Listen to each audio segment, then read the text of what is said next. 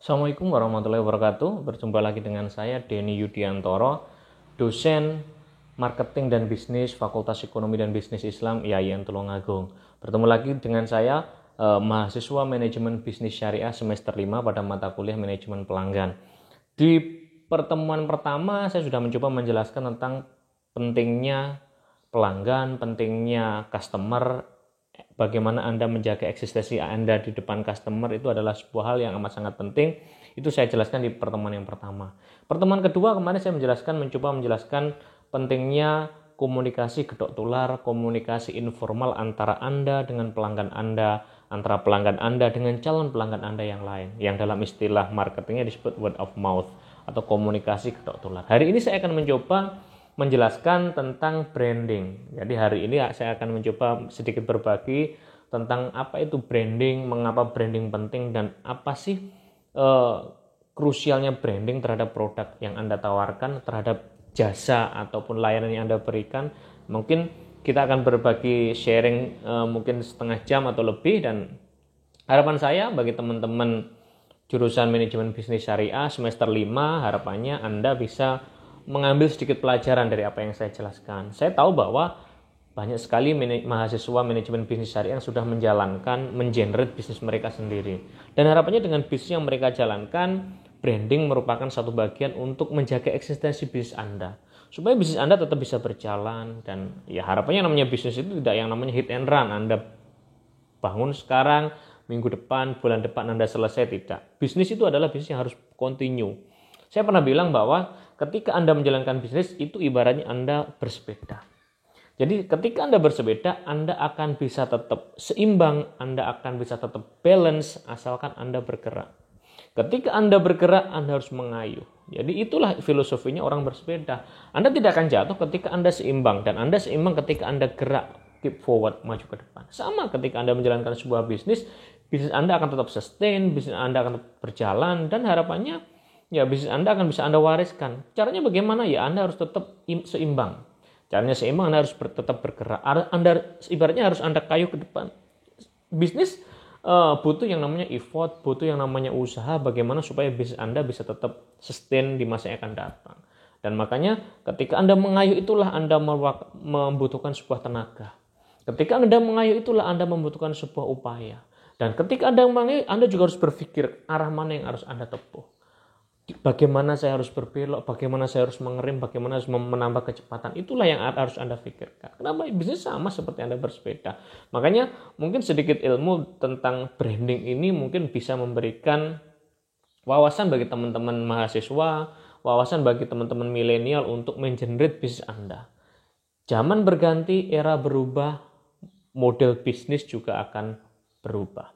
Ingat bahwa bisnis yang baik, bisnis yang sustain adalah bisnis yang bisa beradaptasi, bisnis yang bisa mengikuti perubahan. Oke, jadi hari ini kita akan bicara tentang branding. Mungkin teman-teman sudah pernah mendengar istilah branding. Apa sih itu branding?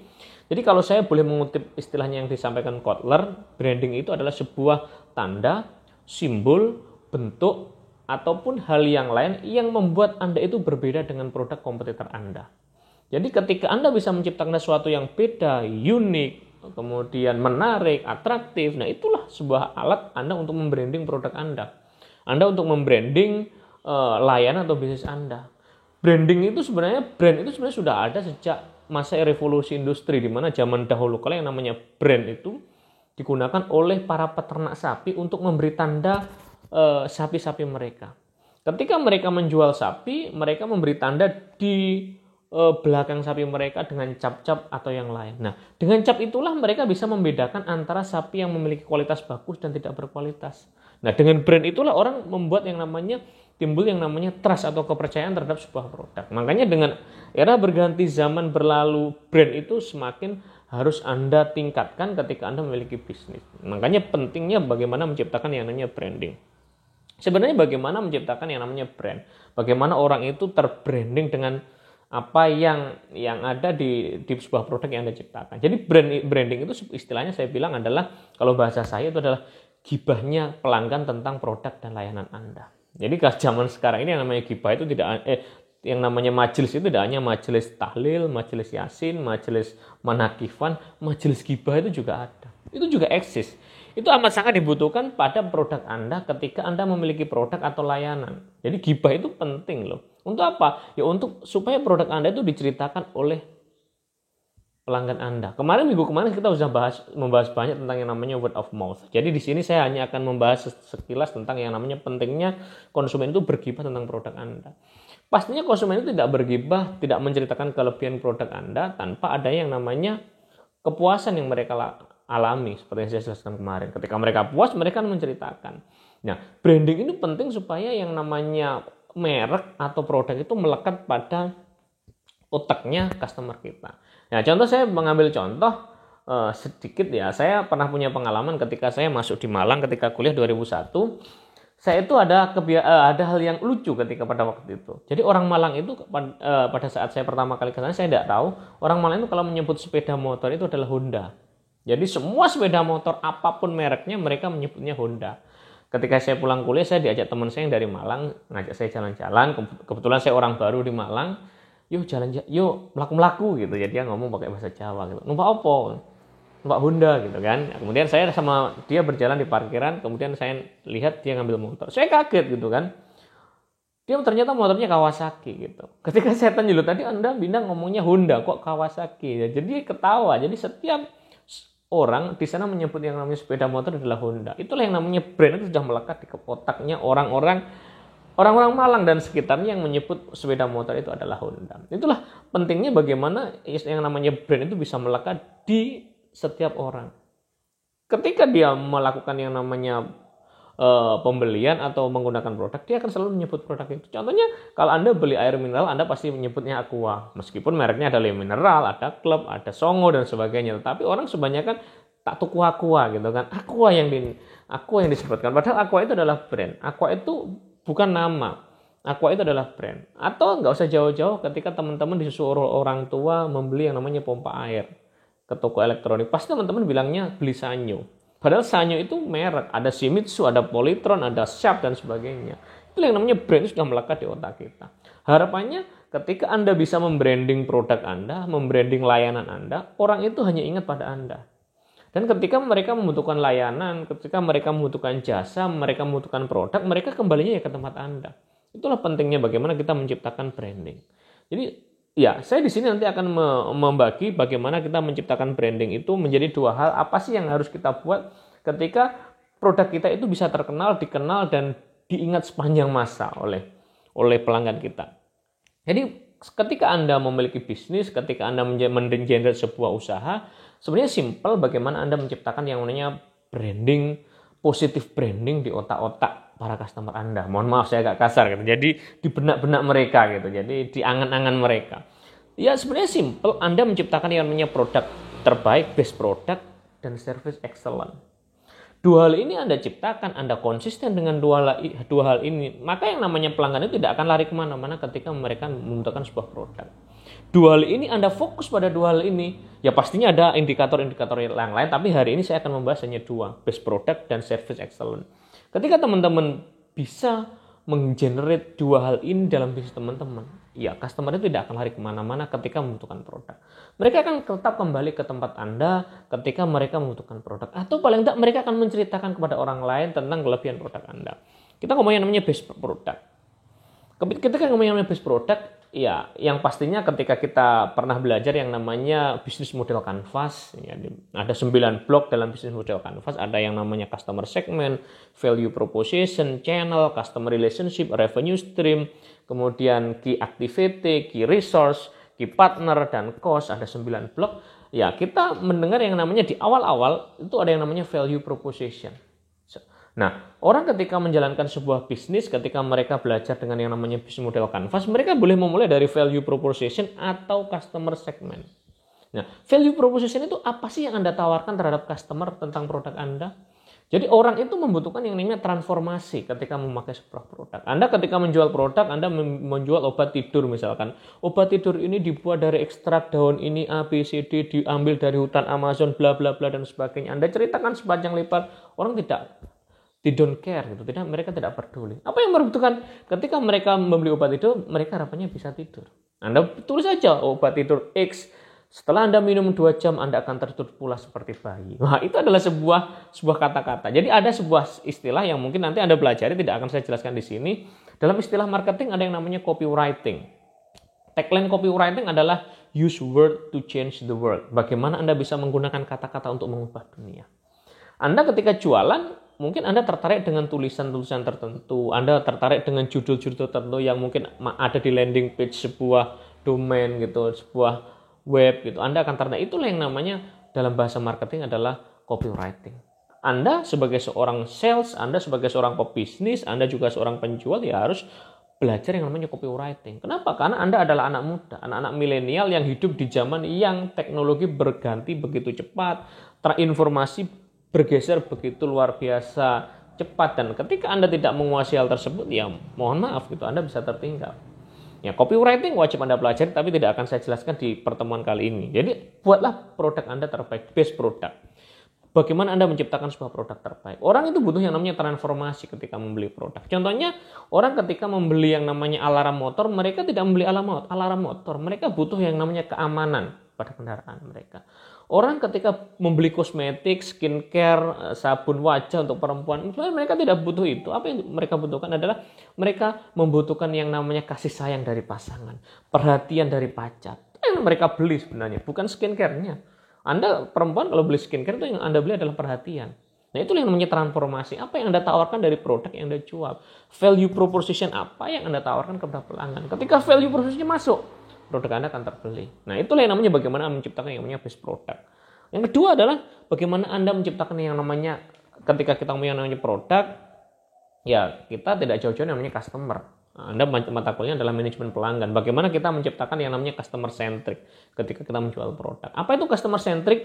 Saya jelaskan sebelumnya bahwa budaya bisnis dalam perusahaan yang fokus pada pelanggan. Ketika Anda menjual produk, Anda fokus pada pelanggan. Makanya ketika kita belajar yang namanya business model canvas, value proposition adalah customer need, customer segment. Yang kita jual adalah segmen dari yang dibutuhkan oleh market, yang dibutuhkan oleh pasar. Ketika kita ngomong yang namanya marketing mix, bauran pemasaran, dulu kita kenal dengan yang namanya 4P, price, product, price, place, promotion. Sekarang sudah mulai ada bergeser, ada sebuah kajian yang menunjukkan bahwa marketing mix itu tidak lagi 4P, tapi 4C. Customer need, communication, cost, dan convenience. Nah, itu adalah hal yang sangat menekankan pada titik tekan yang berbeda. Ketika kita ngomong yang namanya 4P, price, product, price, place, promotion, itu lebih menekankan kepada pihak penjual, pihak produsen. Bagaimana kita menciptakan produk, bagaimana kita menetapkan harga, bagaimana kita menetapkan tempat kita untuk memproses yang jauh apa dekat dengan bahan baku, dan bagaimana kita mempromosikan produk. Tapi saat ini lebih ke 4C. Bagaimana kita mengetahui yang namanya customer need, customer segment. Anda membuat produk, jangan Anda sesuaikan dengan keinginan Anda. Tapi carilah melihat yang namanya customer segment, customer need yang ada di luar. Saya pernah bilang bahwa Anda butuh yang namanya visibility study, studi kelayakan bisnis. Tapi Anda juga butuh yang namanya studi kelayakan bisnis. Anda jalan-jalan, Anda temukan hal baru di luar, Anda aplikasikan, Anda jual, ya itu akan memberikan mungkin bukan aja mungkin, tapi harapannya akan memberikan dampak yang luar biasa pada produk Anda.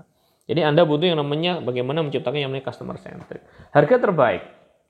Jadi harga terbaik itu bukan harga yang murah.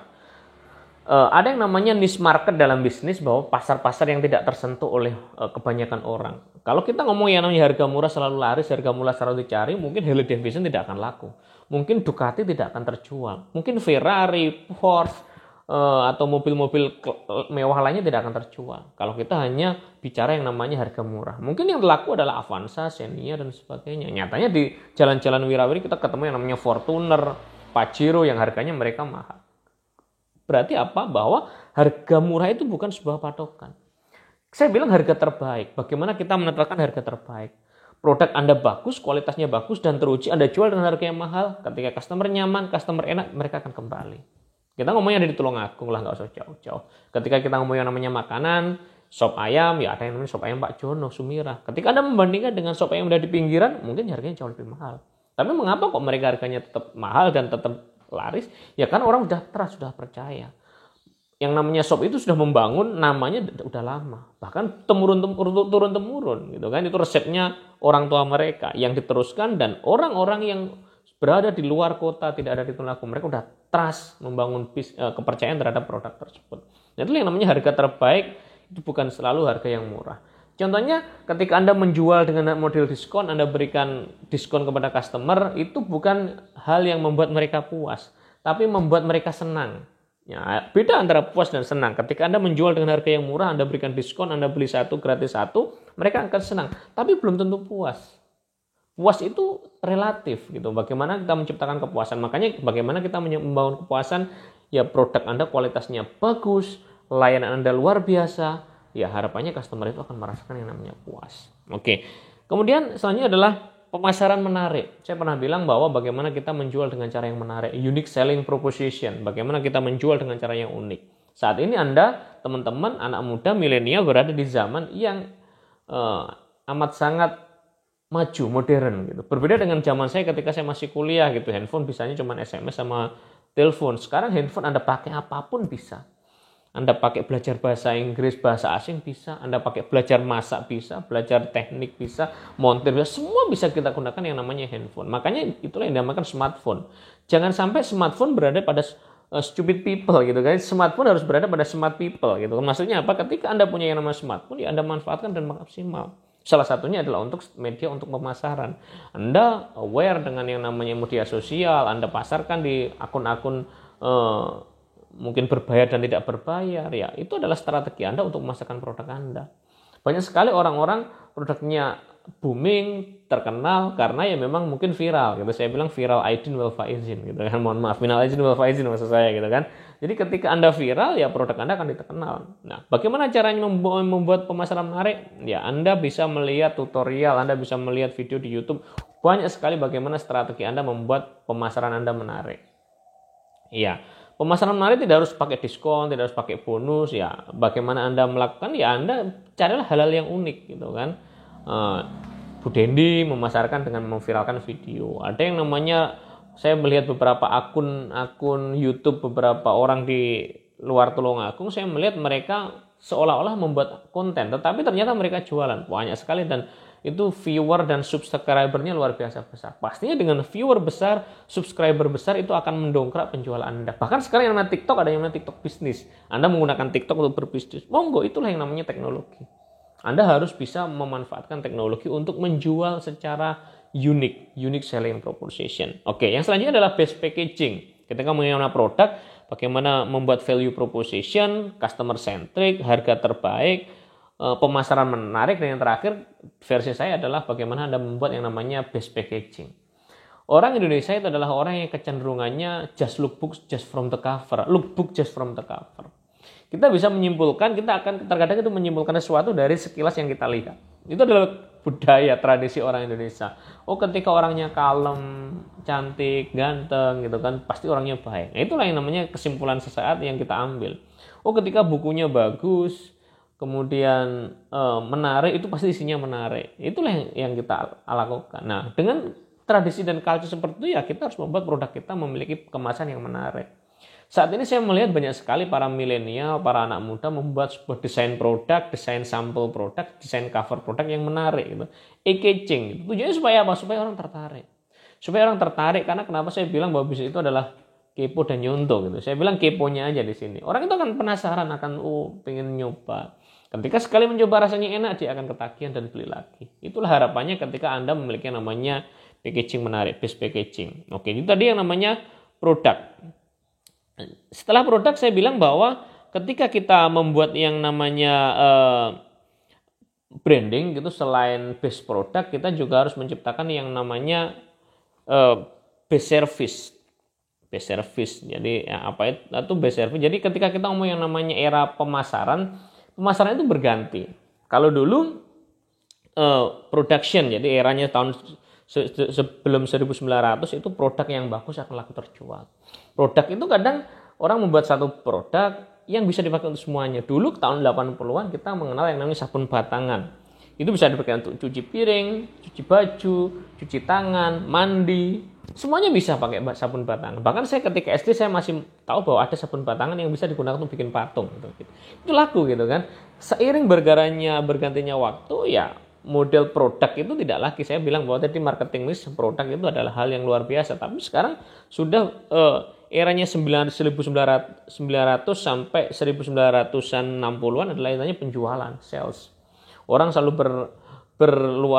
berbondong-bondong memasarkan produknya dengan strategi pemasaran, strategi penjualan yang mereka anggap terbaik. Untuk apa? Supaya produknya bisa laku. Karena pada waktu tahun 1960 sampai sekitar 1990-an ya eranya produk itu banyak sekali kompetitor, bukan lagi monopoli. Sehingga produk yang dibuat tidak semata-mata bisa terserah pasar karena ada pesaing gitu kan. Makanya mereka sudah berpikir bagaimana menciptakan strategi pemasaran.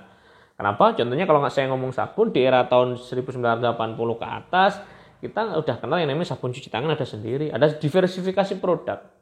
Sabun mandi ada sendiri, keramas ada sendiri, sabun muka ada sendiri, bahkan sekarang semua bagian tubuh khususnya perempuan itu ada sabunnya sendiri-sendiri gitu. Ada tangan, ada muka, ada wajah, ada semuanya ada sabunnya sendiri-sendiri gitu kan. Bahkan satu orang itu bisa sabunnya ada 7 macam gitu. Makanya kalau saya nggak heran kalau perempuan bepergian yang dibawa bawahnya itu salah satunya adalah sabun dan alat kosmetik gitu kan.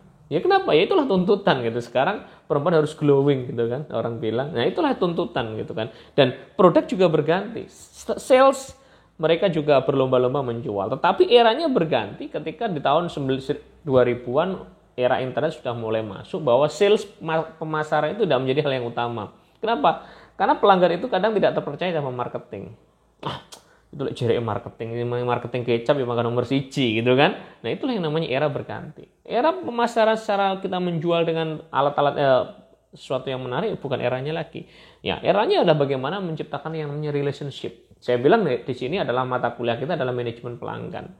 Bagaimana kita menciptakan relationship marketing. Saya bilang pertemuan kemarin bahwa relationship marketing adalah sebuah upaya untuk mendekatkan perusahaan dengan pelanggan untuk jangka panjang, untuk memberikan dampak keuntungan kepada dua belah pihak. Saya nggak selalu bilang bahwa keuntungan hanya untuk pelanggan, salah gitu kan. Ketika Anda berjualan, ini hanya untuk pelanggan, untuk melayani pelanggan. Saya bilang bullshit gitu kan. Yang namanya hubungan jangka panjang terbentuk saling menguntungkan dua belah pihak antara pelanggan dan juga perusahaan. Pelanggan untung menggunakan produk, bisa memanfaatkan produk dan hasilnya bisa dirasakan. Perusahaan bisa mendapatkan keuntungan.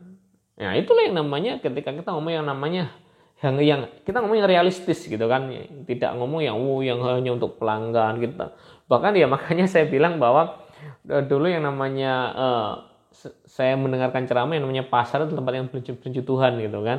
Ternyata memang di pasar itu saya pernah bilang tempatnya sumpah serapah gitu kan. Ya makanya tidak eloklah ketika Anda berbisnis di situ Anda menipu, Anda berbuat curang ya. Kenapa ya? Karena pasar itu adalah tempat yang dibenci Tuhan. Itu adalah clue. Sehingga ketika Anda berbisnis, bagaimana Anda berusaha untuk menjaga hubungan baik Anda dengan pelanggan Anda. Bagaimana Anda meningkatkan keterikatan antara Anda dan pelanggan Anda. Tujuannya apa? Pelanggan Anda nyaman, mereka akan tetap menggunakan produk Anda. Buat Anda keuntungannya, ya Anda mendapatkan keuntungan. Bisnis Anda akan sustainable.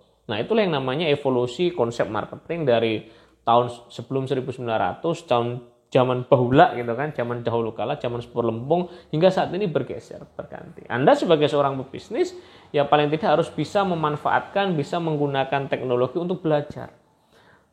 Kemarin saya mendengarkan ceramah dari pada saat pembukaan PPK, sebuah kalimat yang menurut saya luar biasa. Ketika orang terpelajar itu adalah pemilik masa lalu. Anda yang mau terus belajar adalah pemilik masa depan. Wah, itu adalah hal yang luar biasa saya pikir. Kenapa? Ketika Anda cuma belajar, waktu sekolah selesai itu Anda namanya terpelajar dan Anda itu adalah pemilik masa lalu. Ketika Anda puas dengan hal-hal yang Anda pelajari di masa lalu, ya udah Anda akan stuck di situ. Padahal teknologi berganti, masa berlalu, yang namanya era juga berganti. Ketika Anda hanya puas pada suatu periode waktu tertentu, ya udah Anda adalah pemilik masa lalu. Tapi ketika Anda mau belajar, Anda mau terus berbenah, Anda mau terus mawas diri, ya itulah Anda pemilik masa depan. Ya kan, Anda memiliki masa depan. Itulah yang namanya dalam sebuah bisnis. Tadi adalah yang pertama adalah base product, yang kedua adalah service excellence. Ya, jadi kita produk itu adalah hal yang utama. Tapi yang namanya layanan itu juga harus Anda utamakan. Kadang orang itu tidak mempermasalahkan ketika dia membeli produk dengan harganya jauh lebih mahal dikit, tetapi dilayani dengan luar biasa. Contohnya orang masuk Alfamart, Indomaret tahu bahwa di sana harganya lebih mahal dikit daripada toko kelontong di sekitar tempat Anda. Kenapa? Karena layanannya luar biasa. Anda disambut dengan senyuman, disapa dengan penuh keramahan. Ya, saya merasa itu adalah seolah-olah di banking hall perbankan gitu kan. Nah, itulah yang mungkin kita rasakan, kita terima. Selain disapa dengan luar biasa, displaynya bagus, pencahayaannya luar biasa, harga sedikit mahal tidak mempermasalahkan. Nah, makanya jangan Anda berpikir bahwa harga yang murah itu selalu dicari pelanggan. Tapi juga selain harga terbaik, layanan Anda juga terbaik. Saya pernah bilang bahwa ciptakanlah yang namanya memorable experience service value. Pengalaman tak terlupakan yang dialami oleh pelanggan ketika Anda layani. Nah, ketika Anda bisa menciptakan yang namanya memorable experience service value pada pelanggan Anda, ya pelanggan Anda tidak akan kemana-mana kalau mereka butuh produk yang sama. Atau paling tidak ketika mereka butuh produk lain, mereka akan konsultasi pada Anda. Nah, itu juga peluang bisnis baru ketika Anda, orang itu konsultasi pada Anda tentang sebuah produk, Anda bisa jadi maklar gitu kan, ya mohon maaf. Jadi reseller gitu bahasa sekarangnya. Oke, jadi itu sedikit gambaran dari saya tentang pentingnya branding. Ketika Anda membuat sebuah produk, ketika Anda membuat sebuah layanan, ya usahakan Anda bisa membranding customer Anda dengan produk dan layanan yang Anda berikan. Harapannya ya bisnis Anda tetap sustain, Anda tetap berjalan, dan yang pastinya ya harapannya bisnis itu selalu berjalan terus gitu. Saat ini di kondisi pandemi ya memang kita berada pada sebuah tantangan yang luar biasa. Apalagi beberapa waktu yang lalu Menteri Keuangan bilang bahwa kita menghadapi gerbang resesi. Dan harapannya ketika kita selalu belajar dan belajar, saya bilang adalah Anda kalau mau belajar, Anda adalah pemilik masa depan. Saya tidak bilang bahwa Anda ketika terpelajar adalah pemilik masa lalu, Anda mau belajar dan Anda adalah pemilik masa depan. Anda terus belajar, Anda terus gali apa yang bisa Anda kembangkan, apa yang bisa Anda inovasikan terhadap produk Anda. Sehingga ketika kita, ya memang kita positive thinking aja, kita tidak terjadi resesi. Tapi kalau kita akan masuk resesi, 2 bulan lagi kita masuk resesi, jurang resesi, ya ketika Anda terus berupaya belajar, Anda terus berupaya menggali informasi yang mungkin tidak dilakukan oleh teman Anda atau partner Anda ataupun kompetitor Anda, itu akan menjadi peluang buat Anda untuk tetap survive di tengah kondisi resesi. Itu aja mungkin dari saya pertemuan kita yang keempat. Pertemuan kita yang kelima minggu depan kita masih akan sedikit diskusi tentang apa yang saya sampaikan. Kita akan sedikit saya bilang kita diskusi sharing gitu tentang branding. Kemudian 2 minggu lagi kita akan siap untuk presentasi untuk kelompok pertama. Jadi harapan saya bisa full ngajar di kelas Anda. Saya bisa konsisten mendampingi Anda di mata kuliah manajemen pelanggan, dan harapannya Anda akan bisa menjadi pebisnis yang aware, yang sangat konsen dengan pelanggan-pelanggan Anda. Terima kasih teman-teman manajemen bisnis syariah semester 5. Mohon maaf apabila ada kekurangan. Sehat selalu buat Anda, tetap jaga kesehatan, patuhi protokol kesehatan. Semoga kita bisa bertemu dalam kuliah offline dengan kondisi yang jauh lebih baik. Terima kasih. Wassalamualaikum warahmatullahi wabarakatuh.